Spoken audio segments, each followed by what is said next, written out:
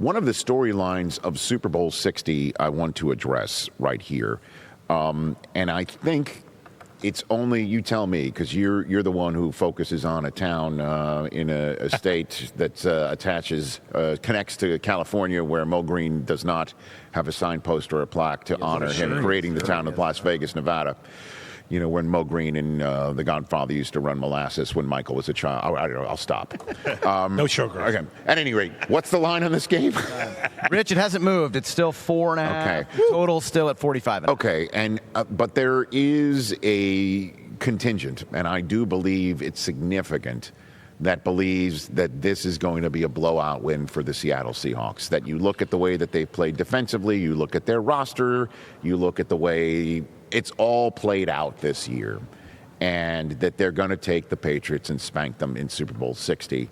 And all I have to say about that is, number one, is our first guest, Kurt Warner, is here.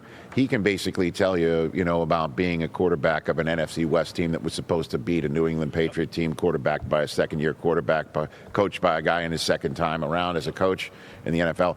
What happened in that Super Bowl? That's one way to put it, and it's the kindest way I can put it, with Kurt listening to every word that I'm saying right now. But there's another reason why I want to point out that this is most likely, and I know Friday's a what's more likely show, it's more than not, it's going to be a close game.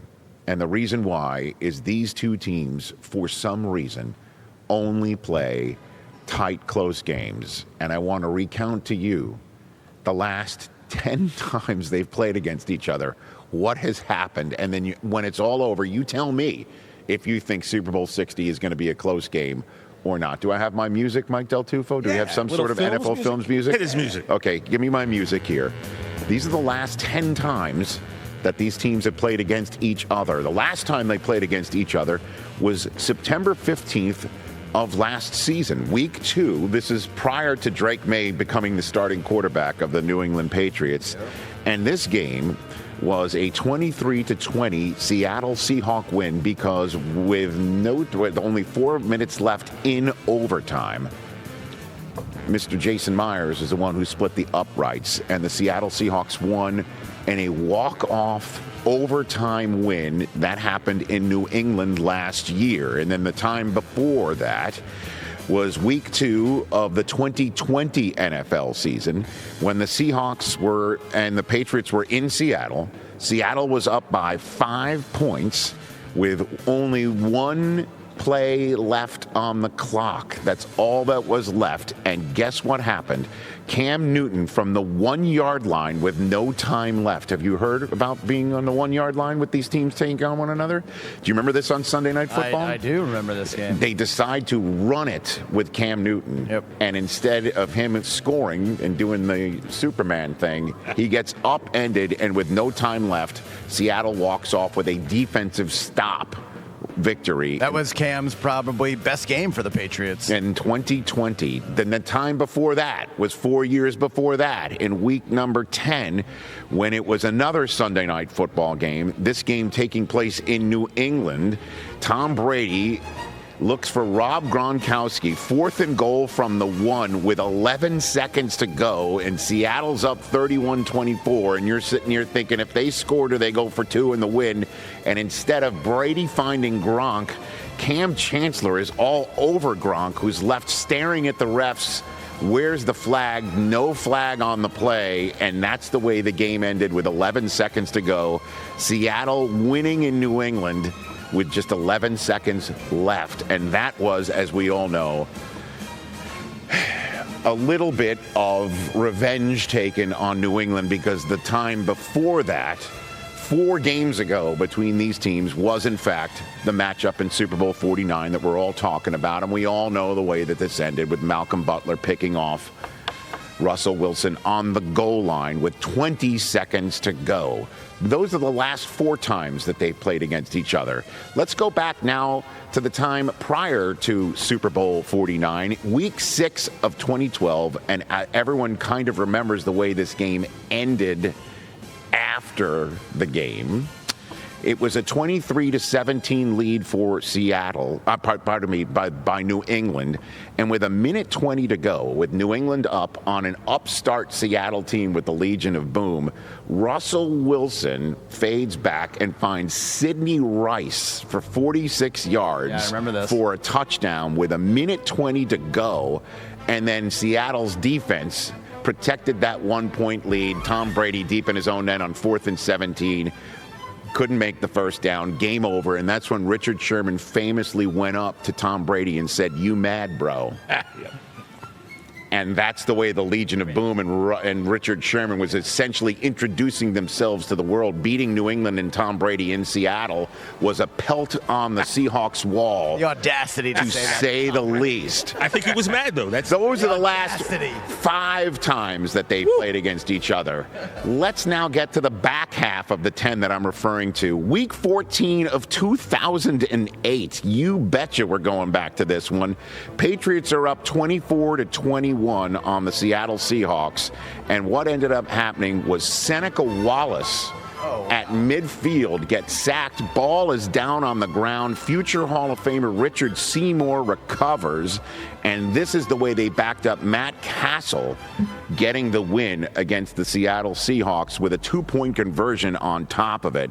24-21 in Seattle. And we all know this was the year New England won enough games normally to make the playoffs, but didn't make it. This is when Tom Brady had a knee injury in the beginning of the season. But again, this is a tight game that went down to a sack fumble on Seneca Wallace recovered by Richard Seymour to end the game with 1:54 to go. Before that was week 6 of 2004 when Corey Dillon took a 3-point Patriot lead with the first play after the 2-minute warning, turned a 23-20 Patriot lead into a 30-20 Patriot lead.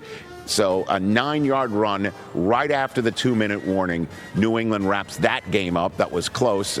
And it's the only time you're going to see right here that it's a double-digit point margin of victory for anybody in this series. Week 8, 1993. It's the Patriots in Seattle in Bill Parcells' first season at the helm. It's 9-3 New England with 28 seconds to go. 3rd and goal from the, you betcha, 1-yard line. Rick Meyer finds Brian Blades in the end zone as Bill Parcells falls to 1-6 in his first season as head coach in New England. And believe it or not, but due to a scheduling anomaly in the 1993 season, the Seahawks and Patriots played each other twice, and 5 weeks before that Week 8 game in 1993, the Seahawks were in New England, and that's when Chris Warren of Seattle gave the Seahawks a 17-point lead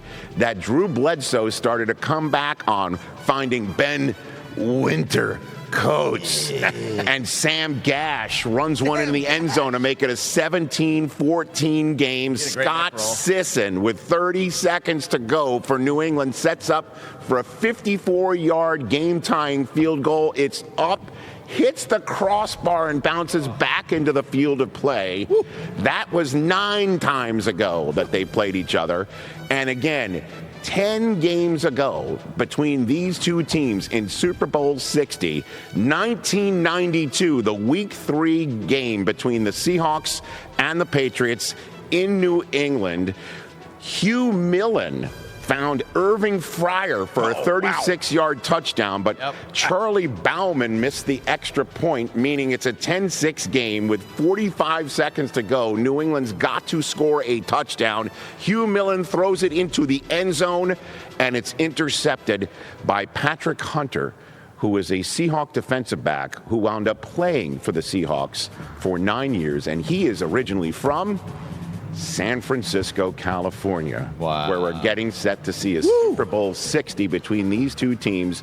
You tell me if this game's not going to come down to the wire and it's going to be a tight game, because that's all these two teams somehow, some way, for whatever football god's reason, they play these tight games. So Super Bowl 60 is either going to be the 11th in a row between these two teams where something happens in the final 2 minutes to either win the game or force overtime or go to overtime. If you think that this is just going to be another such game, good. Or you think they're due for a blowout. I say history says tight ball game in Super Bowl 60. And interestingly enough, as we just wrap this thing and put it in a bow, talk about scheduling anomalies. That last game that I mentioned where Hugh Millen could not lead the full comeback. Hugh Millen. And obviously, that was Dick McPherson's last year. They bring in Bill Parcells, they draft Drew Bledsoe, and off they go. That was a Week 3 game, but it was just the second game of the season for New England. The Patriots had a Week 1 bye in 1992. Whoa! Could you imagine, in this day and age, if they tell a fan base of a team, hey, everybody's playing kickoff weekend, but we'll see you in Week 2. Could you imagine if that happened in this day and age? Why? Well, there were 2 bye weeks back in no that's right. idea. A Week 1 bye. Wow, so their Week 3 game was dropped them to 0-2. Oh. Hey, you made it all the way to the end. Thanks for that. Check us out every single day streaming live on Disney Plus and the ESPN app 12 to 3 Eastern.